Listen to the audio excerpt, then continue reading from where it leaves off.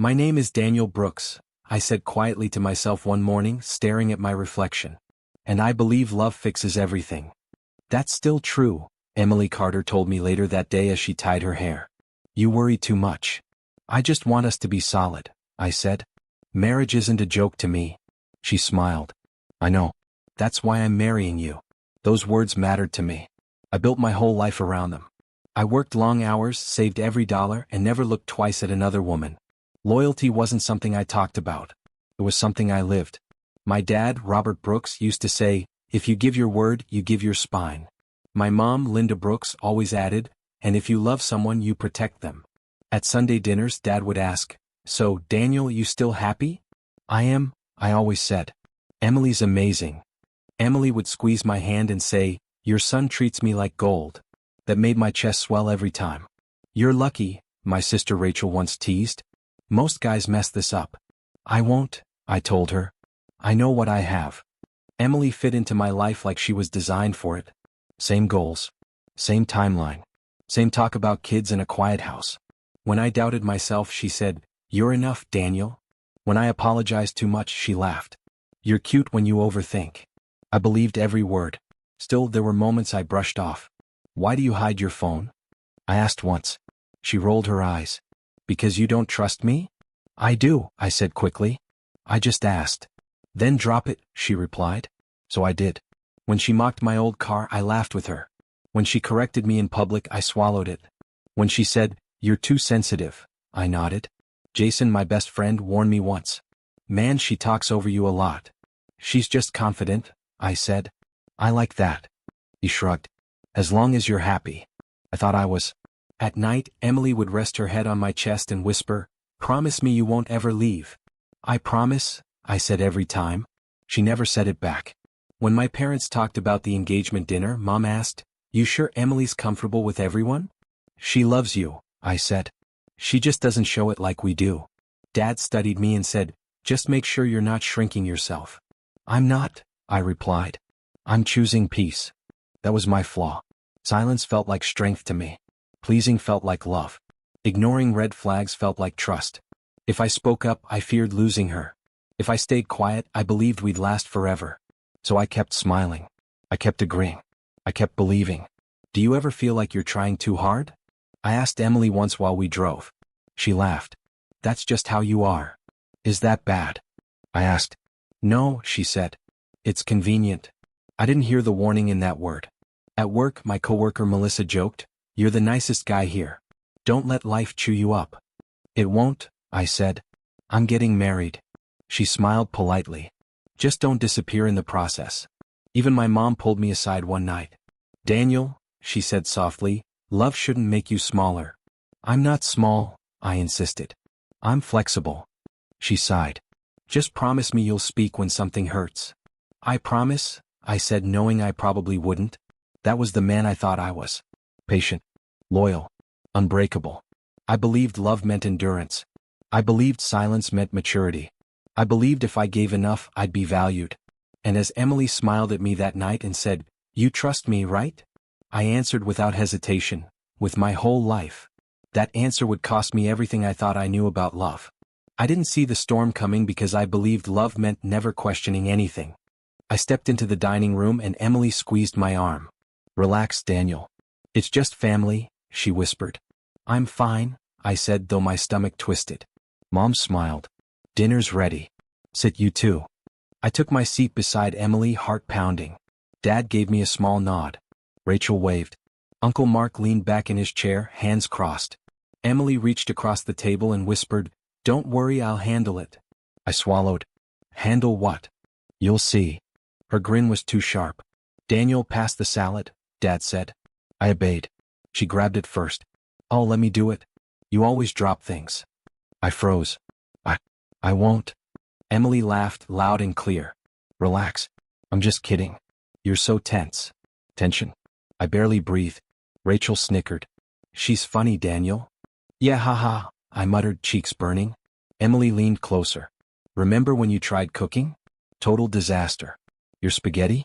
Gross. I forced a smile. It was my first time. You're lucky I didn't record it, she said, eyes gleaming. Mom frowned.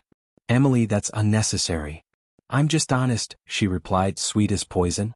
Dad cleared his throat. Let's move on. Emily, what do you think about Daniel's new project? Oh, I know nothing about it, she said, eyes flicking to me. I mean, he's ambitious, for someone with, let's say, limited intuition. I dropped the fork. Excuse me?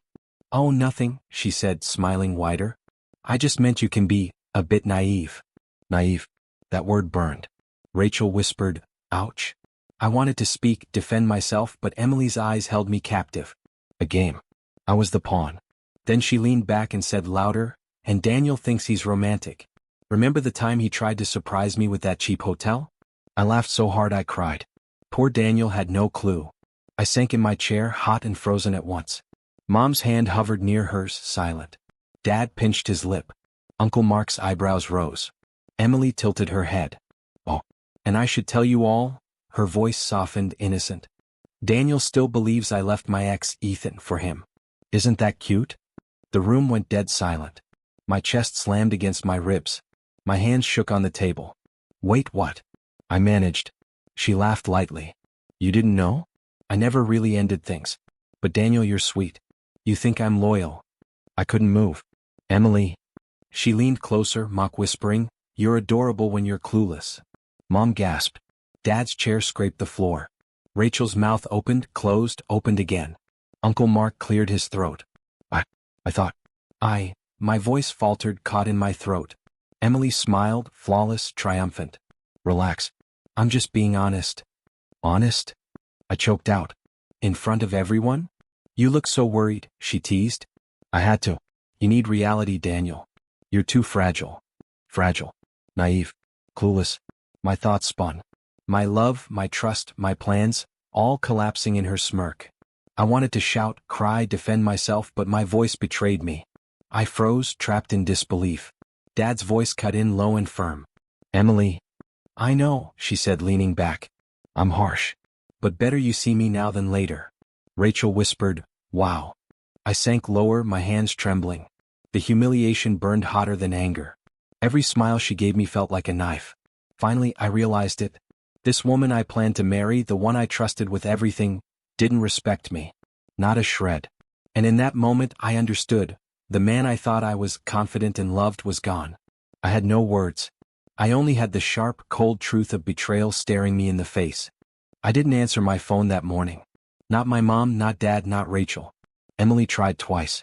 I ignored both. I needed silence. Jason called around noon. Daniel, what happened last night? I sat on the couch, staring at the floor. I don't know. You don't know? He asked, incredulous. She humiliated you in front of your entire family. How can you not know? I froze, I admitted. I didn't say anything. I just sat there. You froze? He repeated like he couldn't believe it. Man, she tore you apart. That was deliberate. I keep thinking maybe I overreacted, I muttered, rubbing my temples. Maybe I'm too sensitive. Jason laughed, sharp and bitter. Too sensitive? Daniel, she just admitted she never ended things with her ex. In front of everyone. That's not sensitivity. That's betrayal. I closed my eyes. I trusted her. Yeah, I know, he said quietly. And she used that. That's why it hurts. You're allowed to feel betrayed. I keep replaying it, I whispered. Every word. Her smile, the way she said it like it was a joke. That's the worst part, Jason said. She knew exactly what she was doing. I nodded. I remember now. The little things I ignored. Her phone calls late at night. She always whispered when she answered. I told myself it was work. Work? Jason scoffed. Man, you were blind. And that money she suddenly has? Did you even ask where it came from? I swallowed hard. I didn't want to seem suspicious. I thought she deserved privacy. Privacy, he repeated, shaking his head. Daniel, she was lying to you. She was hiding things. And you let it slide because you love her. That's the trap. I felt my chest tighten. I keep thinking about my family. I can't face them. Mom, Dad, Rachel. Everyone saw me humiliated. And I didn't even fight back. Who said you had to fight back? Jason asked. This isn't about yelling or revenge right now. It's about knowing who she really is. Can you do that? I don't know, I admitted. I still love her. I still want to believe she's the woman I thought she was. But, my voice faltered. I can't stop thinking about the lies. Every secret, every hidden text, every smile that didn't reach her eyes. Yeah, Jason said softly. That's what betrayal looks like. It's not just the big moment. It's the little lies you ignored. They pile up. I rubbed my face. I feel so stupid. I thought I was strong. I thought I was careful. I thought I knew her. I don't know anything anymore. Stop saying that, Jason snapped gently. You know enough. She showed her true colors. You need to face it. I whispered, I don't want to face it. I want her to come back and tell me it was a mistake. I want her to fix it. I want my life back. You won't, Jason said firmly. You can't go back. But you can see clearly now. That's your choice. You either keep asking why me, or start asking, who is she really? I felt my hands shake. I think I'm ready to ask that question. Jason paused. Good. That's the first step. You deserve honesty, Daniel. Not half-truths. Not public humiliation. Not lies. I know, I said quietly. And I need to figure out why I ignored the signs. The secrecy. The subtle manipulations. I thought love meant patience, but maybe it doesn't. Love doesn't mean blindness, Jason said. It doesn't mean swallowing pain. It means seeing clearly and choosing wisely. Do you get that? Yes, I whispered. I do. And I have to admit, part of me is angry. Not just at her. At myself. For letting it happen. For letting her control my trust. Good, he said. Anger is a signal. It tells you to wake up. Don't waste time feeling sorry. Use it. I exhaled, shaking my head. I keep thinking about the smiles she gave, the whispers, the casual lies. How could I not see? How could I trust her completely? You were human, Jason said. You loved someone. That's all. Don't punish yourself too much. I guess. I need to stop asking why me, I admitted. Stop trying to excuse her actions. Stop trying to pretend she's different. I need to ask, who is she really? Jason was silent for a moment. And once you ask that, you'll see clearly. And you'll make your next move from truth, not hope. I sat back, my stomach tight, my mind spinning. The silence felt heavy. But finally the thought settled. I couldn't go back to the old trust, to the man who believed blindly. I had to know her. Not the Emily I wanted, but the one who existed behind the smiles and whispers. And that was the moment I realized my life wouldn't be the same. Jason called me the next morning. You up for some detective work? I groaned. Detective work? Jason, I'm not looking for revenge. Neither am I, he said. Just answers. You need closure. I hesitated. I don't even know where to start. Melissa, my coworker, piped up over the speakerphone. I can help. I have access to some public records and financial reports. Nothing illegal. Just digging. Fine, I said reluctantly. But we go slow. I don't want to lose myself in this. Jason chuckled. You already feel lost, Daniel. Might as well find out the truth. I started with her financials. Melissa guided me. Look here, she said.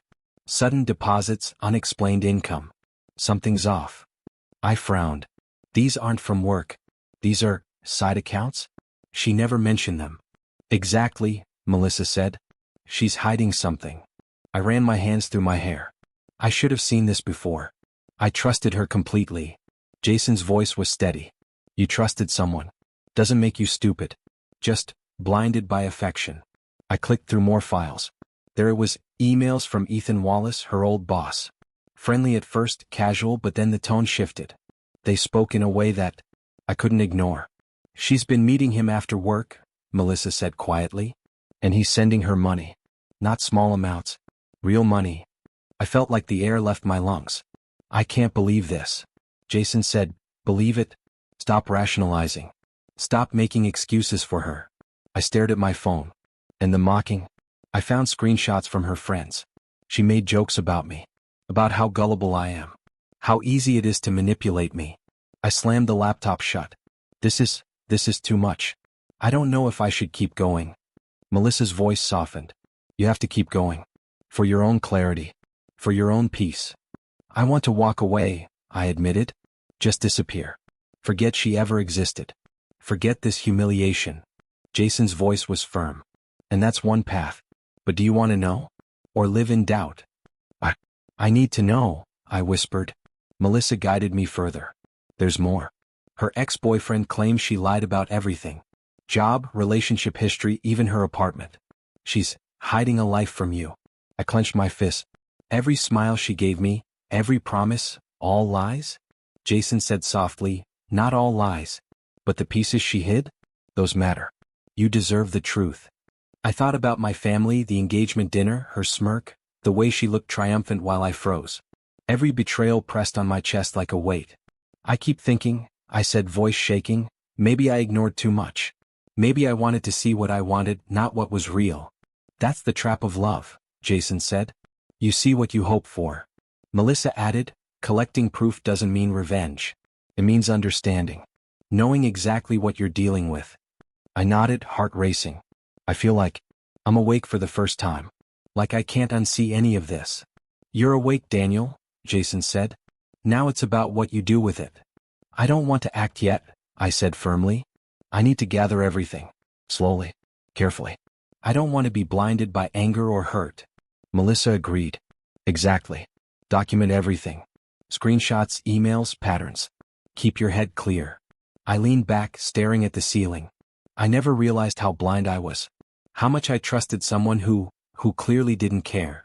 Jason's tone was gentle. You'll get past this. But first, face it. Know it fully. I exhaled. I keep asking myself why. Why she did this. But the why isn't enough anymore. I need the evidence. I need the truth. Melissa said, then you're on the right path. It's not about punishment yet. It's about clarity. I nodded, a heavy weight lifting slightly. I feel different, alert, watchful. Not naive. Not blind. Jason's voice softened. Good. That's the shift, Daniel. From passive to aware. From trust without thought to trust earned or withheld. I stared at my laptop, at the files, the emails, the screenshots, the patterns of lies. I can't ignore this. I won't ignore this anymore. I'm awake now. Fully awake. Melissa added quietly, and knowing is power. Not revenge. Just truth. I whispered to myself, no more illusions. No more pretending. No more silence. I need to see her for who she really is. Jason chuckled lightly. Finally, Daniel. Welcome back to reality. I closed my laptop slowly, a mixture of pain and clarity burning through me. I wasn't the same man who trusted blindly anymore. I was awake, and nothing would be the same again. Emily called me late that night. Daniel, can we talk? I hesitated. Now? Yes, please. Just me and you. I opened the door. She looked fragile. I'm sorry, she said, voice soft. I didn't mean to humiliate you. You think saying sorry fixes it? I asked, arms crossed. I've been under so much stress, she whispered. Work, family. I snapped. I didn't mean it the way you think. You didn't mean it? I repeated, my voice tight. You called me naive. Fragile. You said you never ended things with Ethan in front of everyone. That's not a snap. That's betrayal. I know, she said, tears welling. But I panicked. I wasn't thinking clearly. I didn't want to lose control. I stared at her. Part of me wanted to believe her. Part of me wanted to reach out, hug her, tell her it was okay. But another part burned with shame and anger. Emily, I started. Do you even realize what you did? I do, she cried. I regret it. I love you, Daniel. I swear, I never wanted to hurt you. Her words made me ache. I wanted to trust her again. I wanted the Daniel who believed in love to come back. But I couldn't ignore what I'd learned, the lies, the secrets, the mocking. I need time, I said quietly. She stepped closer. I'll give you all the time you want. Just, please don't shut me out completely. I can't promise that, I said. I have to think. The next morning I called my mom. Mom, can we talk? Of course, Daniel, she said. Are you okay? I don't know, I admitted. I keep questioning everything. I keep wondering, why did she do it? Is it me? Did I make her feel trapped? Daniel, she said gently, you've always been too quiet, too patient. You stayed silent to keep peace. But peace that costs your dignity isn't peace at all. It's betrayal. Her words hit me like a cold wave. I realized then that staying silent wasn't kindness. It was allowing myself to be humiliated, to be controlled. I can't just scream at her, I said, more to myself than to her. I can't expose her in anger. That would make me small. I need to do this differently. Then do it the way your heart tells you, she said. Not out of rage but out of truth. Truth. The word echoed in my mind. I thought about all the evidence Jason and Melissa had helped me collect. The financial lies, the texts, the screenshots, the hidden patterns. I pictured Emily smiling at me, confident I would forgive, confident I would stay silent. That smile fueled something inside me. Not cruelty. Not hatred. But resolve. I understand, I whispered. I have to let the truth speak, not my anger. What does that mean? She asked softly. It means I'll be patient, I said. I'll wait. I'll watch. I'll collect what I need. And when the time comes, the truth will speak for itself. I won't chase revenge. I'll let reality decide. Emily's eyes flickered, confused. Are you mad? I'm not mad, I said slowly. Not in the way you expect. I'm aware. I see clearly now. And you don't. She stepped back. Daniel? No, I said. Not yet. You don't understand. You think you have the power because I stayed quiet? But that's changed. I've shifted. The power is no longer with you. Her lips parted, but she didn't speak. I could see panic in her eyes, though she tried to mask it with a smile. I won't yell. I won't humiliate you, I continued. I won't stoop to your level. But I will ensure the truth surfaces. Every secret, every lie, every hidden act of mockery. You will face it, Emily. And I won't be the one to deliver it in rage. I'll let reality do that. Her face paled. Daniel, you're serious. I'm always serious when it comes to myself, I said. I've learned the hard way that silence isn't strength. Patience isn't weakness. I'm not the man I was before the engagement dinner. I've changed. And so has our dynamic. She swallowed hard. I didn't realize. You will, I said quietly. In time, you'll realize that the man who trusted blindly no longer exists. I am awake now. And I'm not letting illusions dictate my life anymore. I turned and walked away from her, leaving her in the quiet apartment. My heart still ached for the love I once believed in, but I felt clarity. I wasn't cruel. I wasn't vengeful. I was patient. And in that moment, I made a choice that would define everything that came next. I would not speak in anger. I would not expose her hastily. I would let the truth rise on its own. The power had shifted. And I was ready to act when the moment was right. I got the first text while at work. Daniel, we need to talk. Please. I ignored it. By lunch, it was an email from Emily's office account. Daniel, call me. Urgent. I sighed. Jason noticed. Still hearing from her? Yeah, I muttered. I don't plan to answer. Good, he said. Let her unravel while you stay steady. I spent the afternoon quietly observing. I heard whispers through social media. Mutual friends commenting about her sudden absence from events. Where's Emily? Something's up with her work. Melissa sent me a message. Check this. I opened the link. Company internal forums were questioning her credibility. Projects she claimed to lead were failing. Emails she had sent to clients were disappearing from records. I leaned back. She's unraveling. Jason grinned. Yep. Karma doesn't need you to intervene. It just works. I felt a strange calm. No satisfaction, no glee, just relief. I wasn't involved. I wasn't the one delivering the punishment. I was just watching. Later my phone rang. Emily. I let it ring until voicemail. Daniel, please pick up. I don't know what's happening. People are questioning me. I need you. I stared at the message. Her panic was raw, frantic, small. I could hear it in her words even though it was text. Jason leaned over. That's the sound of control leaving her. That's you not begging. That's power. I whispered, it's different. I expected anger, hate. But this calm feels better. Melissa added, she's facing consequences without you lifting a finger. That's justice, Daniel. Not your revenge. That evening I got another voicemail. Her voice cracked. Daniel, people are talking. I don't know what to say. I didn't mean for this to happen. I need help. I didn't respond. The next morning another email. Please, Daniel. I can explain everything. Just give me a chance. I typed a reply in my head, then deleted it. Silence was stronger. Let the truth speak. At work, Jason nudged me. Did you hear? Her boss is reviewing her projects. Clients are emailing complaints. She's spinning fast. I nodded, feeling detached. I knew some of it would surface. Didn't think it would move this fast. Melissa sent screenshots. Look at these threats. Her colleagues are calling her out for lies, discrepancies. Even friends are noticing her contradictions. I stared at them. The evidence was stacking up. Her empire of deception was crumbling under its own weight. That night, my phone rang again. Emily. I let it go to voicemail. Daniel. I'm sorry. I swear I tried to fix things. I didn't mean any of this. Please, help me. Jason shrugged. You're not helping. You're observing. That's your role now. I felt a strange pride, not for hurting her but for not being dragged into the chaos. My restraint was working. My patience was working.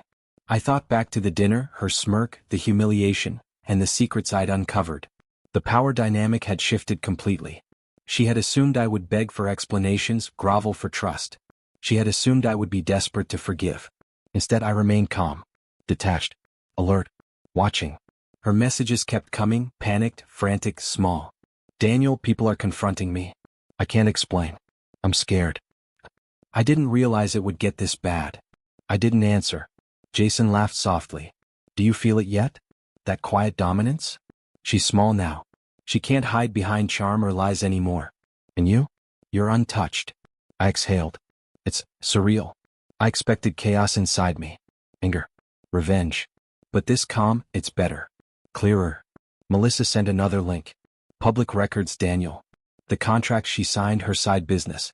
Lies exposed everywhere. Nothing needs your hand. The world is noticing. I whispered, and I'm just watching. Not touching. Not interfering. Emily called late that night again. Her voice cracked over the phone. Daniel. I don't know what to do. People are. I need you to, please. I hung up. Calm, steady, untouchable. I sat back, thinking of every text, every call, every desperate word she sent. The woman who humiliated me, who mocked me, who lied to me, she was shrinking before my eyes. Jason grinned. This is power, Daniel. Silent, patient, clear. You don't have to yell, manipulate, or expose. Just observe. Let reality unfold. I nodded slowly. It's working. She's unraveling. I'm no longer the one begging to be respected. Melissa said softly, and you never will be again, Daniel. That's the difference. I felt a calm settle over me, a strange peace I hadn't known since the engagement dinner. I didn't need revenge. I didn't need confrontation. I only needed patience, clarity, and truth. And karma was doing the rest. I arrived at the charity gala, dressed in my usual suit, calm and collected. Emily called the next morning. Daniel, can we talk? I need to apologize properly this time. I didn't answer. Jason nudged me. You don't have to. You're not the same man she broke. I know, I said quietly. But hearing her still tests me. Melissa leaned against my desk. Ignore her. Focus on yourself. I nodded. I'm trying. Slowly. It's hard, but I'm trying. That evening my phone rang again. Daniel, please. I mean it. I'm sorry. I muted the call. Silence felt better than any explanation she could offer. The next day I met my mom for coffee. Mom, I'm finally feeling lighter, I admitted. She smiled. That's because you're reclaiming yourself. You've stopped letting her define you. I still think about the engagement dinner, I said. Every word she said. Every laugh. Every lie. That's normal, she said softly. But you've changed. You're choosing who you want to be now. I nodded. I realized anger doesn't help me. Revenge doesn't help me. I need boundaries. I need my dignity. I need me. Rachel joined us later. I'm proud of you, she said. You faced everything and stayed strong. Thanks, I said. It wasn't easy. But I'm learning who I am without her shadow. Jason called in the evening. Any thoughts about the future? Slow, I said. I don't want to rush. I need to heal first. Maybe reconnect with people I ignored. Melissa sent a message. Dinner sometime? Just as friends. No pressure. I hesitated, then smiled. Yeah, that sounds good. Friends first. Jason laughed. Look at you. Building bridges, not burning them. I chuckled. I've learned the value of patience. Anger is temporary. Self-worth lasts. Emily's messages kept coming, sparse now. Daniel, I understand if you hate me. I hope one day you can forgive me. I read them, then deleted them. Forgive her? I whispered to myself. I don't need that. I need peace. She can live with the consequences she created. Jason raised an eyebrow. Sounds like freedom. It is, I admitted. I'm free from manipulation. Free from lies. free from being defined by someone else's choices. At home I talked to Mom again. I'm rebuilding relationships. Dad, Rachel, even friends I neglected. I feel grounded. That's growth, she said. It's more than moving on. It's becoming someone stronger, wiser. I thought about Melissa. Her presence was quiet but steady. Not demanding. Not rushing. Just supportive. I like that, I told Jason. I don't feel pressure with her. I can be myself. Exactly, Jason said. That's what you need. Not chaos. Not drama. Stability. Someone who respects your pace. I smiled, thinking about the man I was before Emily, the man who trusted blindly. I'm not that man anymore, I said softly. I won't be naive. I won't let anyone disrespect me. I've learned my value. Melissa texted again. Coffee tomorrow? I have a new project I want to discuss. I typed back, sure. Let's keep it casual. I like that about us. Jason laughed. Careful, Daniel. Sounds like someone's building a good foundation. I am, I said. Slowly. Carefully. For the first time in a long time, I'm in control. Emily sent another message later that week. Daniel, I'm truly sorry. I hope you're healing. I stared at the screen, then set the phone down. Healing isn't about her words, I said to myself. It's about my choices, my life, my self-respect. The next day I called Mom. I met with Melissa yesterday. Just friends. But it felt right. Comfortable. That's good, she said. Building slowly, carefully, without pressure. That's maturity. I thought about the last few months, humiliation, betrayal, the public truth, the silent observation of her unraveling. It all led me here. I've realized, I said softly, anger didn't define me. Patience did. Silence gave me power. Clarity gave me peace. Jason agreed over lunch.